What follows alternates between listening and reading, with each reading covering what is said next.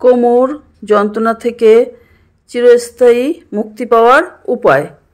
পিঠে যন্ত্রণা, ঘাড়ে যন্ত্রণা, হাত জয়েন্টের যন্ত্রণা, পেটের সমস্যা, হজম ক্ষমতা কম, ঘুম আসে না, পায়ের যন্ত্রণা, হাঁটু যন্ত্রণা, এই সকল সমস্যা থেকে মুক্তি পেতে করুন এই সহজ ব্যায়াম। কীভাবে করবেন? প্রথমে চিত হয়ে শুয়ে পড়ুন, দুই পাশ টান টান সোজা থাকবে, দুই হাত পাশে। এবার নিঃশ্বাস টেনে ধীরে ধীরে ভেতরে নেবেন। নিঃশ্বাস টানার সঙ্গে সঙ্গে দুই হাত মাথার উপরে উঠে যাবে। ধীরে ধীরে ধীরে ধীরে দুই হাত মাথার উপরে তুলুন। নিঃশ্বাস টানুন আর দুই হাত মাথার উপরে তুলুন। পেটকে আরেকবার খিঁচে ভেতরে নিন এবং নিঃশ্বাস বন্ধ রাখুন। যে যতক্ষণ পারবেন বন্ধ করে রাখুন, তবে জোর করে করবেন না। আপনার যতটুকু সাধ্য হবে ততটুকুই রাখবেন, জোর করার কোনো দরকার নেই। তারপর ধীরে ধীরে হাত নামিয়ে ফেলুন। ধীরে ধীরে ধীরে ধীরে হাত নামান। এইভাবে আপনি করুন 20 বার, প্রতিদিন 20 বার করুন।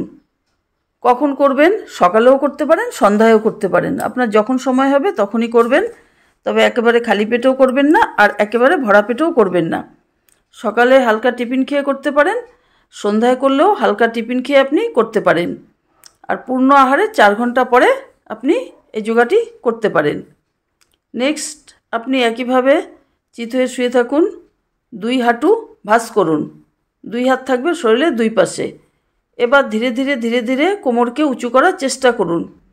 যত কঠিন ব্যথা হোক, আঘাত লাগা ব্যথা, চোট লাগা ব্যথা, টান লাগা ব্যথা, খিঁচ লাগা ব্যথা, এই একটি ব্যায়ামের মাধ্যমে আপনি চিরস্থায়ী মুক্তি পাবেন কোমর যন্ত্রণা থেকে। আর কখনো হবে না, কখনোই হবে না। ধীরে ধীরে ধীরে ধীরে আপনি চেষ্টা করুন এবং কোমরের হাড় ক্ষয়ে যায়, কোমরের হাড় সরে যায়। ধীরে ধীরে চেষ্টা করুন। প্রথমে খুব ধীরে করবেন এবং অল্প সময় করবেন। কোমরটাকে উঁচু করে কিছু সময় রাখুন, নিঃশ্বাস সঙ্গে করুন। নিঃশ্বাসের সঙ্গে, সমস্ত ব্যায়ামই নিঃশ্বাসের সঙ্গে করবেন। প্রথমে নিঃশ্বাস টেনে ভেতরে নিয়ে কোমরকে উঁচু করবেন, নিঃশ্বাস ছাড়বেন, কোমর নামাবেন, পা সোজা করবেন, দুই পা একসঙ্গে সোজা করবেন।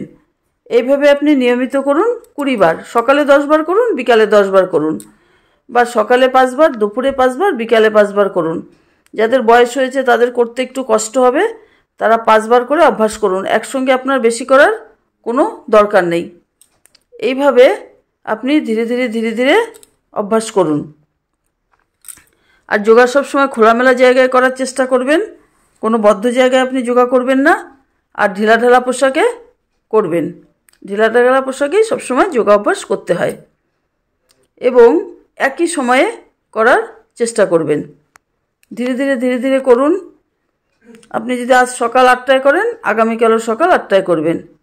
আজ সন্ধ্যা 8টায় করলে আগামীকালও সন্ধ্যা 8টায় করবেন। এইভাবে আপনি নিয়মিত অভ্যাস করুন। আর এই যোগা করার সঙ্গে সঙ্গে আপনি আপনার খাবারটাও নিয়মিত একই সময়ে খাবেন। এই যোগাটি করলে আপনার হজম ক্ষমতা বাড়বে, গ্যাস অম্বলের সমস্যাও কমবে। সঙ্গে যদি আপনি একই টাইমে নিয়মিত আহার গ্রহণ করেন, তাহলে আপনার শরীরে অনেক সমস্যাই দ্রুত কমে যাবে। নেক্সট আপনি কি করবেন? একইভাবে দুই হাঁটু ভাঁজ করুন, জোড়া করে ডান পাশে একবার কাত করে মেঝেতে স্পর্শ করুন, মুখ থাকবে বাঁ পাশে। আবার ঠিক উল্টোভাবে করুন, দুই পা জোড়া করে হাঁটু ভাঁজ করে বাঁ পাশে মেঝেতে স্পর্শ করান, মুখ থাকবে ডান পাশে। কিছু সময় রাখুন এবং ধীরে ধীরে ধীরে ধীরে সোজা করে তুলুন, একবার বাঁ পাশে একবার ডান পাশে। পা যে পাশে থাকবে, মুখ সবসময় উল্টো দিকে থাকবে। এইভাবেও করুন। যে কোমরে অসহ্য যন্ত্রণা থেকে মুক্তি পেতে এটিও একটি খুব ভালো ব্যায়াম। এভাবে আপনি করুন, ধীরে ধীরে ধীরে ধীরে অভ্যাস করুন। আপনার বয়স যাই হোক, আপনি এটি পারবেন করতে। আর আপনার কোথাও জায়গা না থাকলে আপনি আপনার বিছানায় বসেও করতে পারেন, কিছু অসুবিধা নেই। আর আপনি শরীরকে সবসময় ঠান্ডা রাখার চেষ্টা করবেন। শরীর ঠান্ডা থাকলে পেট ঠান্ডা থাকে, পেট ঠান্ডা থাকলে মাথা ঠান্ডা থাকে এবং সমস্ত শরীর মন ঠান্ডা থাকে। তার জন্য আপনি স্নানের সময় প্রতিদিন নাভিতে একটু সর্ষের তেল লাগিয়ে জল দেবেন। এতে করে আপনার পেট ভীষণ ভীষণ ঠান্ডা থাকবে এবং পায়ের গোড়ালি ফাটা থেকে মুক্তি পাবেন। গোড়ালি ফাটায় অনেক সমস্যা, অনেক আমাদের ক্রিম মলম লাগাতে হয়। গোড়ালি ফাটা থেকে আপনি চিরতরে মুক্তি পাবেন। আর যাদের ফাটা নেই তাদেরও আর কোনোদিনও ফাটবে না।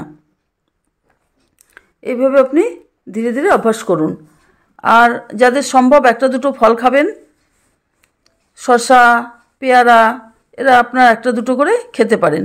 যার যেমন সাধ্যে কুলায় খাবেন, তবে ভিটামিন সি জাতীয় খাবার আমাদের শরীরকে অনেক সুস্থ রাখে। পাতিলেবু, কমলা লেবু, মৌসুম্বি লেবু, যে যেরকম পারবেন খাবেন।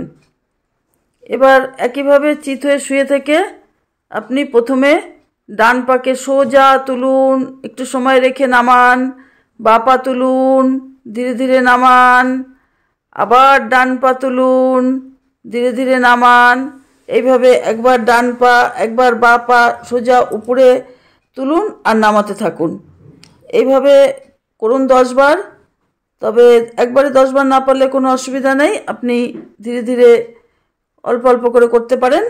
নেক্সট আপনি একসঙ্গে 2 পা জোড়া করে তুলে চক্রের মতো ঘোরাতে থাকুন। ধীরে ধীরে ধীরে ধীরে খুব ধীরে ধীরে ধীরে ধীরে ঘোরাতে থাকুন। এই যোগাটি করলে আপনি কি কি উপকার পাবেন? আপনার কোমরের ব্যথা চিরতরে কমে যাবে, আর কখনো যন্ত্রণা হবে না। পিঠের যন্ত্রণা কমবে, শিরদাঁড়ার যন্ত্রণা কমবে, হাঁটু যন্ত্রণা কমবে।